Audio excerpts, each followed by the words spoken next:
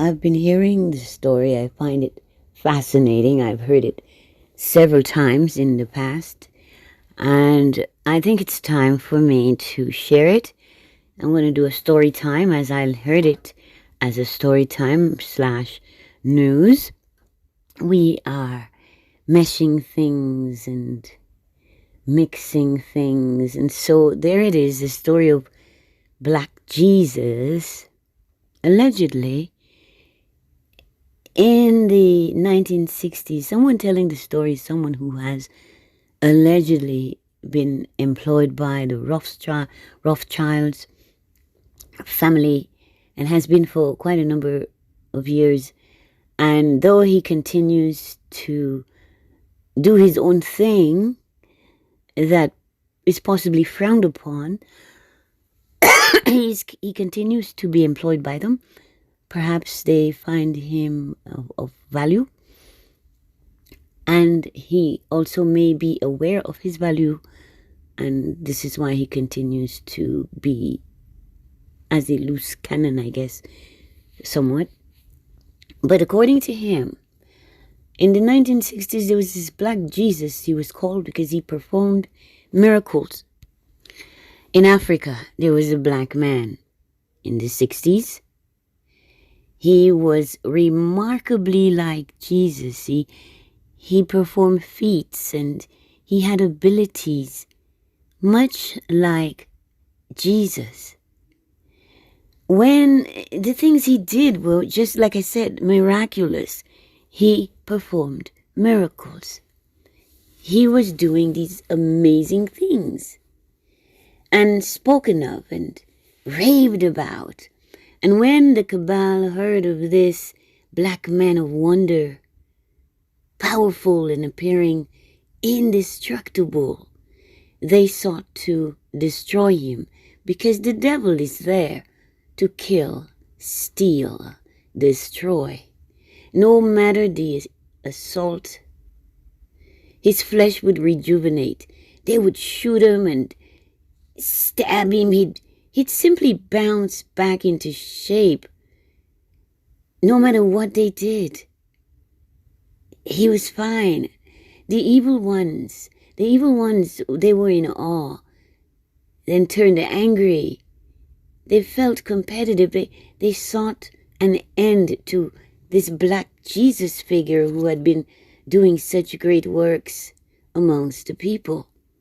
Uplifting, loving, healing, praying, feeding, blessing, what I call bemoring. The Rothschild family sought to end this life. They shot him and they used a meat grinder in their attempts at elimination of Black Jesus. They sawed the body into pieces, placed into containers containing a radioactive field. Then fighter jets took these body parts, flown to all corners of the world, where the containers turned those body parts into ash, because it is said, ashes to ashes and dust to dust. Black Jesus rejuvenated, regenerated, remained ultimately undefeated, and said that it was unfortunate that he tried so hard to do his work and kept being attacked by devilish entities. The Rothschild response was attempted destruction. They've never stopped trying to destroy Black Jesus, and Black Jesus lives in each and every one of us. I follow in the energy and spirit of Black Jesus. I'm Domina de la Pine, Mistress Sasha Storm. Thank you for listening. Please like, share, subscribe, comment. So I remember when I was a child how I was not attacked often, but when I was attacked, I took note of who attacked me and why. It was always someone who lacked, someone who had less than me, but presented a facade and appearance as though they had more than I. I know what I have. I know my value. My source is infinite. So until and unless more people choose to connect to source, and that is only done again by finding in your heart love. The love in your heart, it's undeniable when you have it. You have everything. Thank you for listening. Please like, share, subscribe, comment. I've been fighting for so many years. For decades, I've been fighting online to have my voice heard, and they've always tried to shut me down. Always. And I feel like Black Jesus. I identify with Black Jesus, and I identify with Palestinian people who are just like imprisoned in place and restricted in every way possible. And thankfully, my life is not to that extreme, but I've experienced some of it, especially on social media platforms, where those who are operating and owning these platforms seem to have some vendetta against truth tellers and those who are supporting and those who are promoting nature. It is the time of spring, and here I am again, back to the gardening. So that's what will be occupying my time. That is what was here for us, the garden.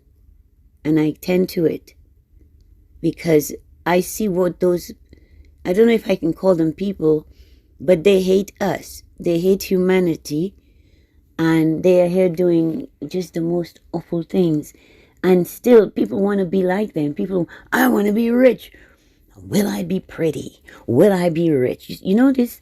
Those who have the most money and are the least attractive facially, physically, and body, they are not born, looking nice, which is why they need the money, because with the money they can buy everything, right?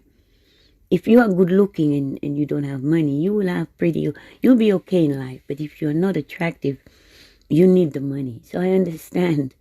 But with the power they have, and the anger they feel, the hatred they have for what they lack, that you have.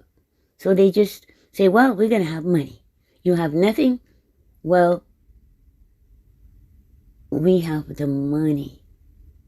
They don't have what you have. I mean, look, our creativity, the sense of playfulness, the childlike nature that they use against us as though it's something stupid. Children are very smart, resilient, and children know and absorb a lot more than you can even ever think or imagine.